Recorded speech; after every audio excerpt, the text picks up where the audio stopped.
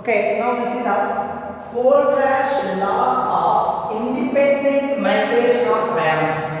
What is it? Kohlrausch law of independent migration of ions. So, the molar conductivity at infinite dilution, that is the limiting molar conductivity of weak electrolyte or strong electrolytes. So, he explained that limiting molar conductivity of both weak electrolytes and as well as strong electrolytes is equal to the algebraic sum of limiting molar conductivity of ions. So, the limiting molar conductivity of strong electrolytes or weak electrolytes is equal to the algebraic sum of limiting molar conductivities of cations or anions and multiplying with a number. So, what is it?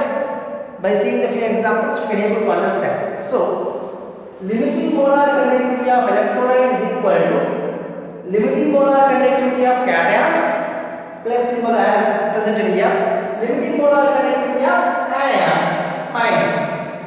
So, the limiting molar conductivity of strong electrolytes or weak electrolytes is equal to the algebraic sum of limiting molar conductivity of cations and anions and multiplying the number. So, for example, AXBY. So, XAY plus YBX minus. This is the cationic species. This is the anionic species. So, as per the Kohlrausch law, so limiting molar conductivity of electrolyte AXBY is equal to limiting molar conductivity of cation plus limiting molar conductivity of anion. So, X stoichiometric coefficient. So, X. So, limiting molar conductivity of cation AY plus Y is a number we told now. So, Y of limiting molar conductivity of anion. Is it clear? So, limiting molar conductivity of electrolyte is equal to limiting molar conductivity of cation plus limiting molar conductivity of anion. So, this is Kohlrausch law is applicable for both strong electrolytes and weak electrolytes. Is it clear? So, once again I am saying that what is the Kohlrausch law? So, the limiting molar conductivity of weak electrolyte or strong electrolyte is equal to the algebraic sum of limiting molar conductivities of ions and multiply with a number. So, this is our Kohlrausch law. Now, we will see the few more examples. Now, we will see the few examples. So, first one, sodium chloride. So, sodium chloride is dissociates into Na plus and Cl minus. Here we have one stoichiometric coefficient. Here one we will explain. So limiting molar conductivity of electrolyte NaCl is equal to molar conductivity of Na plus molar conductivity. So, if that limiting molar conductivity of Na plus limiting molar conductivity of Cl minus. Next is the BaCl2. Barium chloride dissociates into Ba plus 2Cl minus. So, limiting molar conductivity of electrolyte BaCl2 is equal to limiting molar conductivity of Ba plus here 2. So, 2 limiting molar conductivity of Cl minus.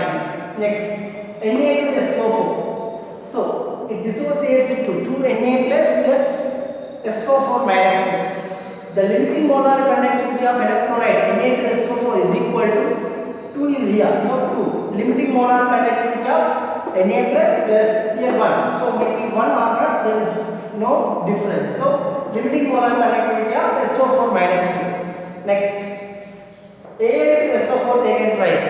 The limiting molar conductance. So, it dissociates into Al plus 3 SO4 minus 2. So, the limiting molar conductance of Al to SO4 taken twice is equal to 2. Here 2 is there. So, 2 limiting molar conductance of Al plus 3 and 3 is 3 here. The limiting molar conductance of anions SO4 minus 2. Is it clear? So, these are the few examples.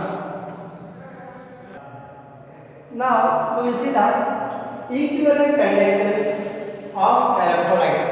So, equivalent conductance of electrolyte is equal to the direct algebraic sum of limiting equivalent conductance of ions.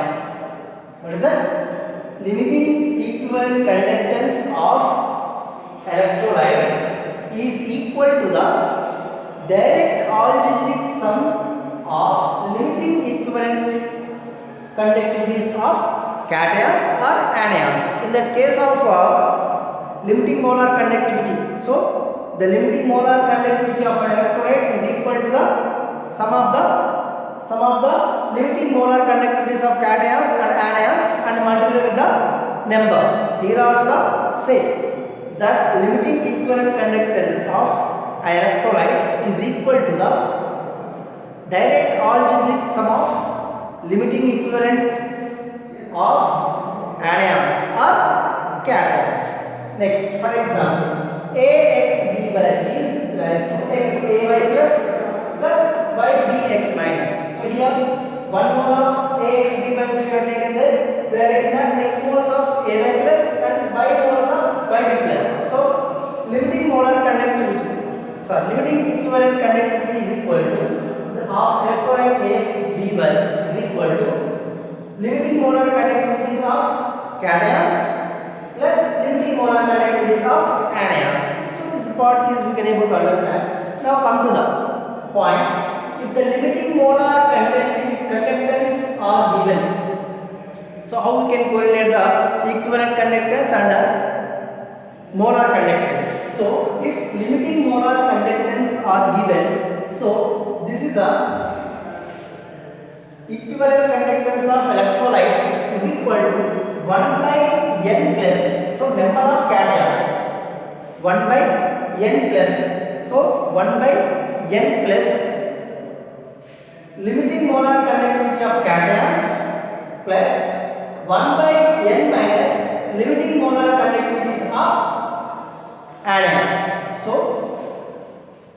limiting equivalent conductance of electrolyte is equal to 1 by n plus limiting molar conductivity of cation plus 1 by n minus limiting molar conductivity of anion. Here if you observe that n plus and n minus, what are those? N plus and n minus are magnitude charges on cation and anions. So magnitude charge, not number of ions, the magnitude of the charge.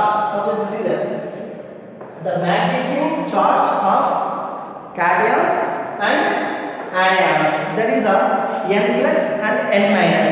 So these are the magnitude charges on cation and anions. So for example, AlCl3 electrolyte, Al plus 3Cl minus.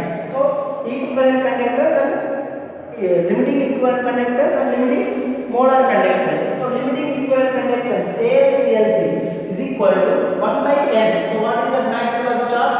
3. So limiting molar conductance of cation plus cation, what is that? Al plus 3 plus 1 by n. So what is the magnitude of the charge?